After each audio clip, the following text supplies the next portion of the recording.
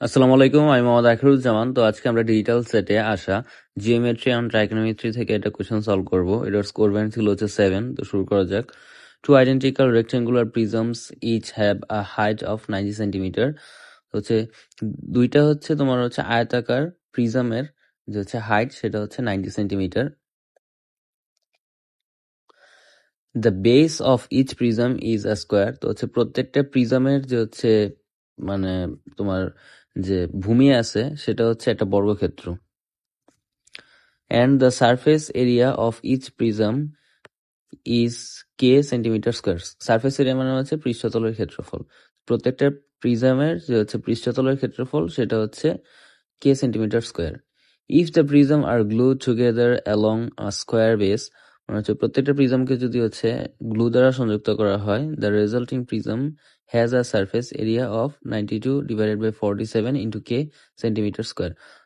দুটি প্রিজমকে যদি একসঙ্গে যুক্ত করা হয় তাহলে হচ্ছে তাদের যে হচ্ছে সারফেস এরিয়া বা হচ্ছে পৃষ্ঠতলের ক্ষেত্রফল মোট সেটা হচ্ছে দাঁড়াচ্ছে হচ্ছে 92 divide by 47 k centimetre square. What is the side length in centimetre of each square base? তো হচ্ছে প্রত্যেকটা যে হচ্ছে প্রিজম আছে তাদের হচ্ছে পার্শ্ব দৈর্ঘ্য কত সেটা হচ্ছে আমাদেরকে বের করতে হবে। আচ্ছা, তো শুরু করা যাক। তো দেখো এখানে একটা তিনটা চিত্র আছে মূলত। ফিগার 1 আর 2 হচ্ছে মূলত দুইটা প্রিজমকে হচ্ছে এখানে দেখানো হচ্ছে। তো দেখো প্রত্যেকটা প্রিজমের ভূমি বলছে একটা হচ্ছে বর্গক্ষেত্র। তো এই যে এখানে একটা বর্গক্ষেত্র আর এই যে এখানে আরেকটা বর্গক্ষেত্র কিন্তু আছে। হ্যাঁ, বাট এই যে প্রত্যেকটা প্রিজমের আবার কিন্তু যে দৈর্ঘ্য বরাবর যে অংশটা আছে এরকম 4টা অংশ, এটা কিন্তু হচ্ছে এক একটা করে হচ্ছে আবার হচ্ছে রেক্টেঙ্গুলার। হ্যাঁ, তো হচ্ছে রেক্টাঙ্গল মানে হচ্ছে আয়তক্ষেত্র প্রত্যেকটা।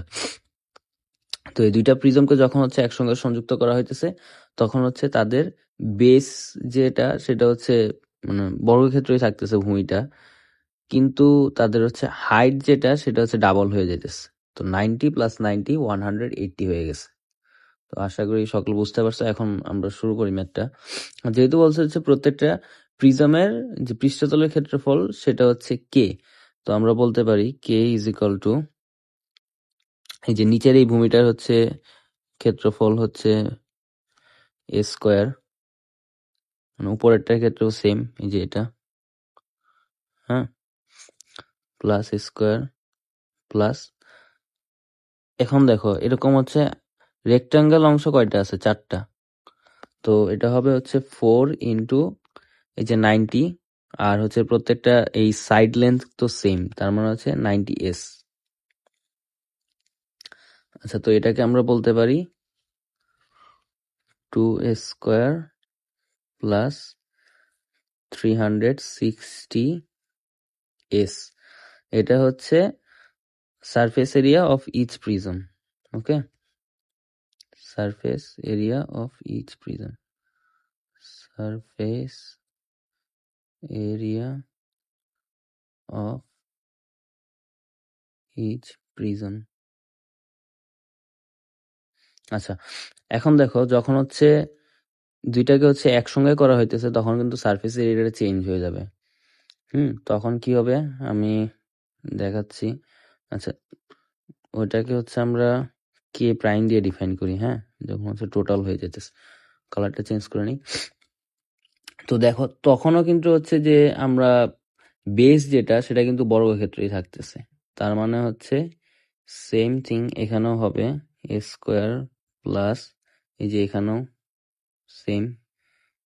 হ্যাঁ, তো হচ্ছে প্লাস স্কোয়ার প্লাস 4 ইন্টু, আচ্ছা এখানে একটা জিনিস খেয়াল করো, এখানে হচ্ছে হাইটটা কিন্তু হচ্ছে 180, আর হচ্ছে তোমার হচ্ছে পার্শ্ব দৈর্ঘ্য যেটা প্রস্থ যেটা এটা কিন্তু সেম থাকতেছে এই যে প্রত্যেকটা এই অংশটার ক্ষেত্রে। আমি এটাকে আবার হচ্ছে অন্য কালার দিয়ে ডিফাইন করি। দেখো এই অংশটার ক্ষেত্রে তো এটা হচ্ছে এটা আবার হচ্ছে আয়তাকার ক্ষেত্র হয়ে যাইতেছে, তার মানে হচ্ছে এখানে হচ্ছে হবে হচ্ছে 180s, 180s। আচ্ছা, তো এটাকে হচ্ছে লেখা যায়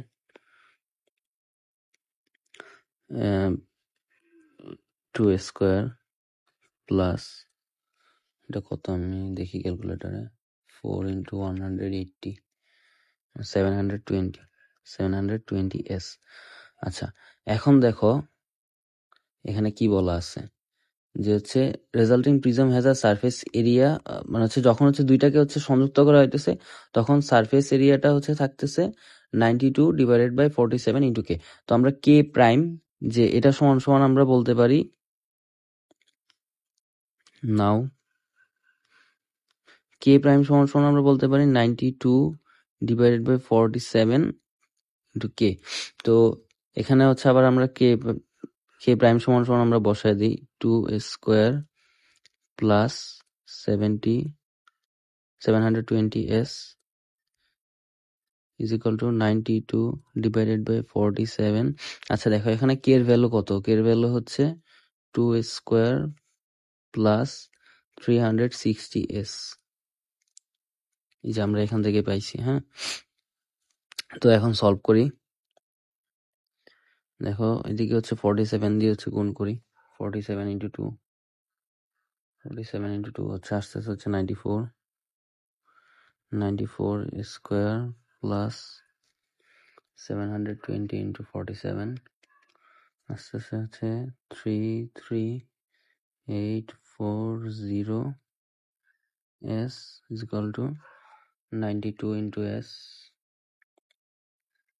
মানে 184 square plus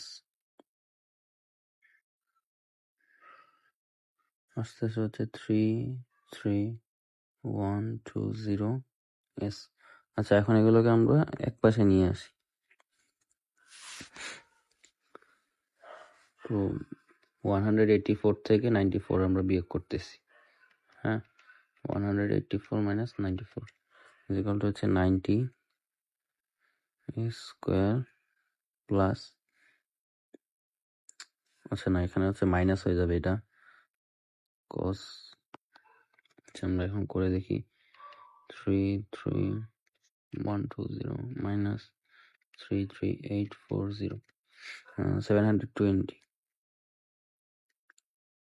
okay equal to 0। আচ্ছা এখন হচ্ছে এটাকে আমরা হচ্ছে ক্যালকুলেটরে, সাইন্টিফিক ক্যালকুলেটর, তোমরা হচ্ছে ইএস অথবা ক্যাসিও ইএক্স ক্যালকুলেটর এটা সলভ করতে পারবা। তো আমরা ক্যালকুলেটর ইকুয়েশনটা সলভ করি, দেখি কত আসে। সরি এখানে হচ্ছে 90s স্কোয়ার মাইনাস হচ্ছে 720s হবে, এসটা আমি হচ্ছে লিখতে ভুলে গেছিলাম। তো দেখি এখন ক্যালকুলেটর সলভ করে কত আসে। আচ্ছা সলভ করার পরে এস এর ভ্যালু আসতেছে